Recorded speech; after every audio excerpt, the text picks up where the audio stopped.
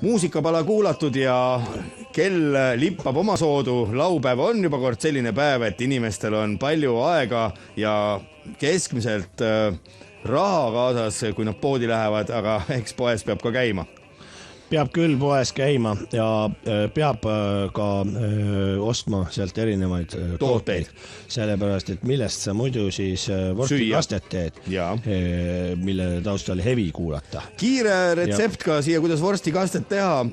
Võtate poti, siis võtate kõik vorstikastmeks vajalikud, valmistamiseks vajalikud asjad, panete need poti ja teetegi vorstikastme valmis.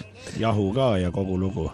Nii, aga meil on ka siin üks kiri, mille tahaks ette võtta. Vorstikaste ja hevi on ikka käsikäes käinud. On tõesti, heavy metal. Ajaloo, sest et siin on nüüd niiviisi, et on üks kiri tulnud. Jah, et Saue hevimehelt kirjas räägib ta siis sellest, et kas me üldse, onu Veiko ja Tedi Horror, mäletame hevimeeste ja diskomeeste vahelist sõda Jõgisool 1987. Aastal, kui hevimehed said viga ja diskomehed läksid kõik sellest nii äksi täis, et korraldasid Keila kultuurimajas disko, peksmise. Hevimehed püüdsid sisse saada, mis lõppes ka peksmisega.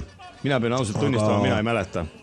Mina ka läbi udu midagi nagu meenub, aga täpselt küll ei mäleta. See on väga hea, et muusika-ajaloo huviline inimene meile on kirjutanud. Aga siis ta palub veel, et kas seda ajaloolased ei saaks käsitleda ja natukene rääkida sellest ja miks mitte? Miks mitte, kindlasti võib me saatsimegi selle sama kirja Hillar Palametsale. Kes ütles, et tema küll mäletab seda. Nii, Hillar Palamets kirjeldab siis seda sündmust, kuidas siis Keilas toimus üks peksmine, kus siis kokkupõrkes Saue hevimehed ja Keila diskomehed. Olge hea.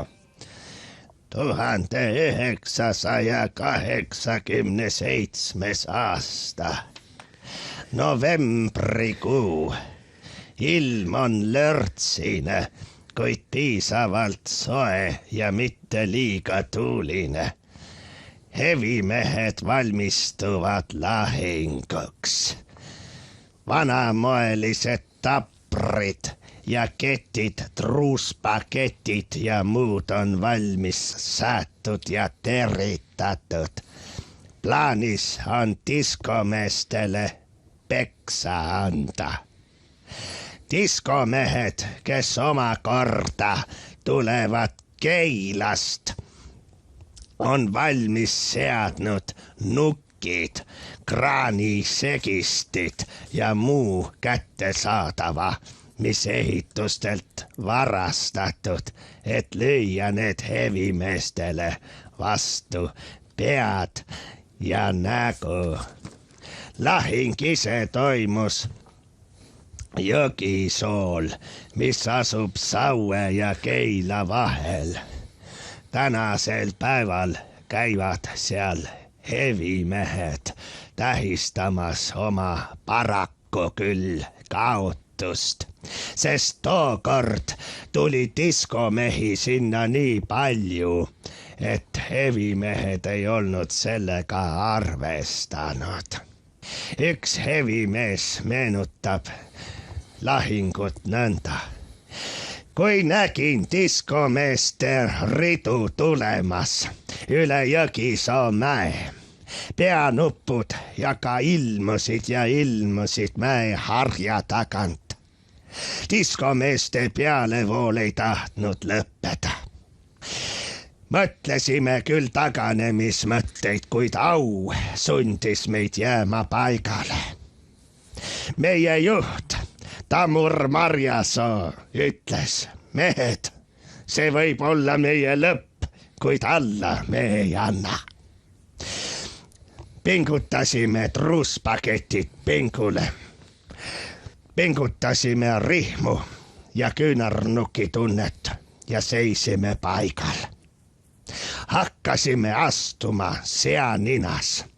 Hüüdsime Tara Havita, Napalm Death diskomeestele. ja siis võttis lahing ootamatu pöörde.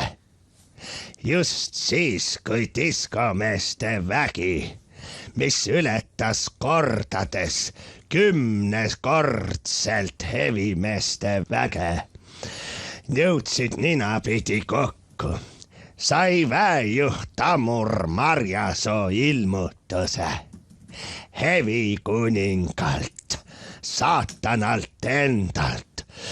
Tal läksid silmad roheliseks, need kirgasid taeva poole ja Tamur Marjasoo hüüdis. Hevi tuleb, hevi tapab, diskomehed maha matab ning sellest inspireerituna hüüdis Gunnar Krapsi grupi liige Andres Aak.